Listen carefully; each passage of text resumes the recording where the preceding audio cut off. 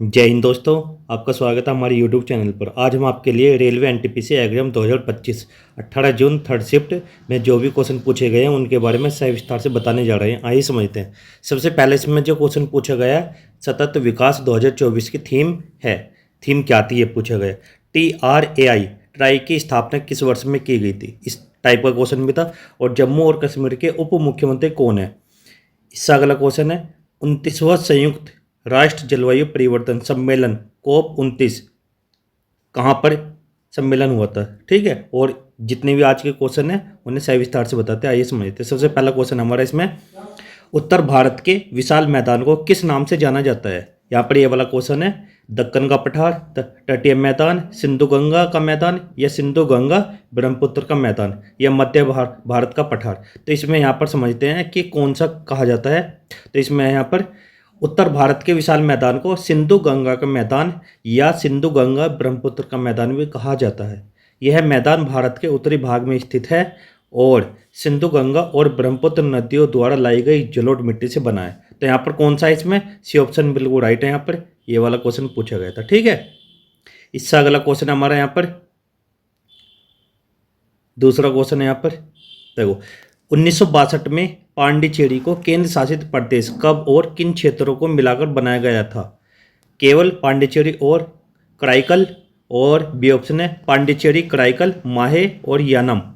सी पांडिचेरी, पुदुचेरी और चंडीगढ़, ये वाला है। और डी पांडिचेरी और पुदुचेरी। तो यहाँ पर कौन सा ऑप्शन है हमारा, डी ऑप्शन है पांडिचेरी या पुदुचेरी। ये दोनों नाम सेम ही है। आज के टाइम पे पुदुचेरी बोलते हैं लेकिन पहले पांडिचेरी था। ठीक है, इसके बारे में जानते हैं यहाँ पर क्या था। देखो सबसे पहले क्या, 1962 में पांडिचेरी अब पुदुचेरी को केंद्र शासित प्रदेश बनाया गया था। 1962 में फ्रांसीसी भारत के क्षेत्रों अर्थात पांडिचेरी, कराईकल, माहे और यानम को मिलाकर पांडिचेरी केंद्र शासित प्रदेश का गठन किया गया था।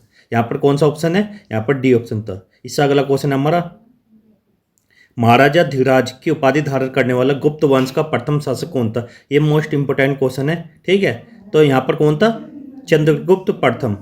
किसकी उपाधि धारण की थी यहाँ पर, महाराजा धीराज की उपाधि धारण करने वाला गुप्त वंश का प्रथम शासक कौन था, चंद्रगुप्त प्रथम। ठीक है, ध्यान रखना यहाँ पर। इसके बारे में समझते हैं अब 2-3 पॉइंट जो भी इंपॉर्टेंट है। देखो सबसे पहला पॉइंट क्या है यहाँ पर, चंद्रगुप्त प्रथम महाराजा धीराज की उपाधि धारण करने वाला पहला वाला गुप्त वंश का पहला शासक था। ठीक है, चंद्रगुप्त प्रथम गुप्त राजा घटोत्कच का पुत्र और राजवंश के संस्थापक गुप्त का पोता था। इन दोनों को इलाहाबाद स्तंभ शिलालेख में महाराजा कहा गया। वह उसके अगले उत्तराधिकारी समुद्रगुप्त के पिता थे। ठीक है, और इससे अगला क्वेश्चन हमारा, जम्मू और कश्मीर के मुख्यमंत्री कौन है। जम्मू और कश्मीर के मुख्यमंत्री उप मुख्यमंत्री कौन है। मुख्यमंत्री आप जानते हैं उमर अब्दुल्ला। ये क्वेश्चन भी पूछा गया था। ठीक है, ये वाला अब पूछा गया जम्मू और कश्मीर के उप मुख्यमंत्री। जम्मू और कश्मीर के यहाँ से क्वेश्चन बार बार पूछा जा रहा है, आप अच्छे से याद कर लेना। यहाँ पर कौन है, सुरेंद्र कुमार चौधरी। सुरेंद्र चौधरी जन्म 1968, एक भारतीय राजनीतिज्ञ हैं जो वर्तमान में 16 अक्टूबर 2024 से जम्मू और कश्मीर के उप मुख्यमंत्री के रूप में कार्य करते हैं। सही है, और मुख्यमंत्री के बारे में पूछा गया, उप मुख्यमंत्री कहाँ से चुनाव लड़े थे ये भी पूछा गया था। ठीक है, तो इन्हें अच्छे से याद कर लेना आप। इससे अगला क्वेश्चन है, पशुपालन के साथ खेती को क्या कहा जाता है, मिश्रित खेती कहा जाता है। पशुओं का पालन और फसलों की खेती एक साथ मिश्रित खेती की प्रमुख विशेषताएं हैं और भारत में पशुपालन को ग्रामीण भारत में कृषि गतिविधियों के साथ एक सहयोगी व्यवसाय माना जाता है। ठीक है, ये वाला क्वेश्चन भी आया था। इससे अगला क्वेश्चन है, 7वीं पंचवर्षीय योजना 1985-90 में मुख्य रूप से जोर दिया गया है। किस चीज़ पर जोर दिया गया है 7वीं पंचवर्षीय योजना में। तो यहाँ पर क्या आता, खाद्य अनाज उत्पादन, रोजगार, उत्पादकता। 7वीं पंचवर्षीय योजना के मुख्य उद्देश्य सामाजिक न्याय के माध्यम से बढ़ती आर्थिक उत्पादकता, खाद्यान्न का उत्पादन और रोजगार पैदा करने के क्षेत्र में विकास स्थापित करना था। ठीक है, तो यहाँ पर क्या है, सबसे पहला एक तो खाद्य अनाज उत्पादन, रोजगार और उत्पादकता, ये इसका मेन उद्देश्य था। और सामाजिक न्याय में के माध्यम से बढ़ती आर्थिक उत्पादकता। ठीक है, 7वीं पंचवर्षीय योजना। इससे अगला क्वेश्चन है, हाल ही में भारत ने फ्रांस के किस शहर में भारतीय वाणिज्य दूतावास खोला है। तो ये कहाँ पर है, मार्सिले में।